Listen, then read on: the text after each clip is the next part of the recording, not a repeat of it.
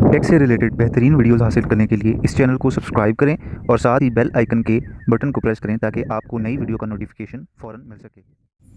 अस्सलाम वालेकुम। आज हम इस वीडियो में बात करने जा रहे हैं पीटीए के एक नोटिस के बारे में, जो कि आजकल काफ़ी लोगों को मौसूल हो रहा है और टीवी पे भी इसकी एड्स चल रही हैं, जिसमें हमें बताया जाता है कि आप जो है अपनी मोबाइल फ़ोन्स को जल्द अज जल्द रजिस्टर करवा लें अगर वो रजिस्टर्ड नहीं है, वरना वो एक मखसूस डेट दी जाती है जिसमें वो बंद कर दी जाएंगी।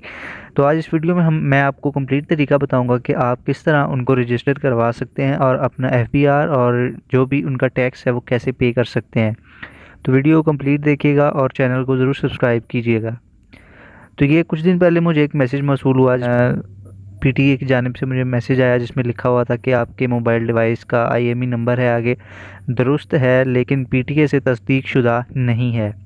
आप इस मोबाइल डिवाइस को जोंग नेटवर्क पर मोरखा 25/4/2019 से इस्तेमाल कर रहे हैं। अपना मोबाइल 60 दिन के अंदर दिए गए लिंक पर रजिस्टर करें और एफबीआर ड्यूटी टैक्स अदा करें।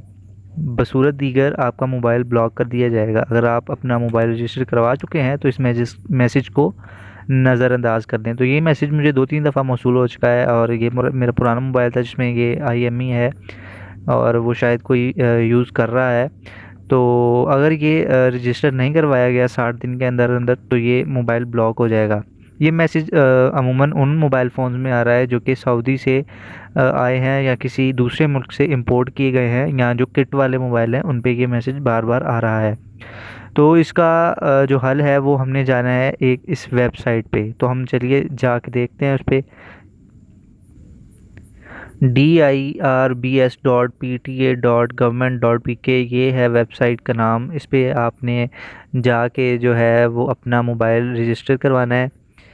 तो ये वेबसाइट ओपन हो चुकी है।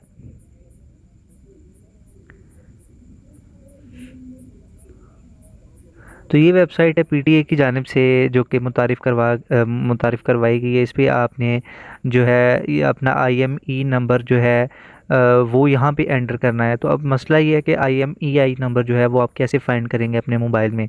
आपने सिंपल फ़ोन डायलर में जाना है। फ़ोन डायलर में जाने के बाद *#06# डायल करना है। तो आपका जो आईएमईआई नंबर है वो सामने आ जाएगा। तो आपने ये जो नंबर अभी आपने आईएमईआई जो नंबर फाइंड करेंगे, ये आप देख सकते हैं IMEI 1 जो है ये तकरीबन 15 हिस्सों का नंबर है। ये आपने यहाँ से याद करके या लिख के यहाँ पे पेस्ट करना है। पेस्ट करने के बाद जो है यहाँ पे आई एम नॉट रोबोट, यहाँ पे आपने क्लिक करना है और यहाँ पे आपको कैप्चा कंप्लीट करना पड़ेगा और उसके बाद आपने चेक पे निशान लगा देना है। चेक पे जैसे ही आप निशान लगाएंगे तो अगर आपका मोबाइल फ़ोन जैसे ये मेरा आईएमई नंबर है, ये मैं चेक पे निशान लगा रहा हूँ।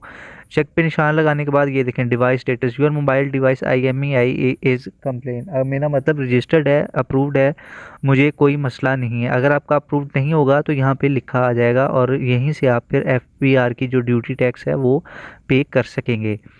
तो ये आसान सा तरीका था। और दूसरा जो तरीका है, अगर आपके पास इंटरनेट नहीं है तो आप सिंपली जो है मैसेज में जाके क्रिएट न्यू मैसेज करेंगे और IMEI टाइप करेंगे और उसको सेंड कर देंगे 8484 पर। मैं आपको तरीकाकार यहाँ से बता देता हूँ। आपने मैसेज में जाना है, न्यू मैसेज पे क्लिक करना है, 8484 डायल करना है और यहाँ पे अपना IMEI जो है 15 हिस्सों का वो टाइप करके जो है वो सेंड कर देना है। तो इतना सा ये प्रोसीजर है और ये करने के बाद आप अपने मोबाइल को सेव कर सकेंगे ब्लॉक होने से।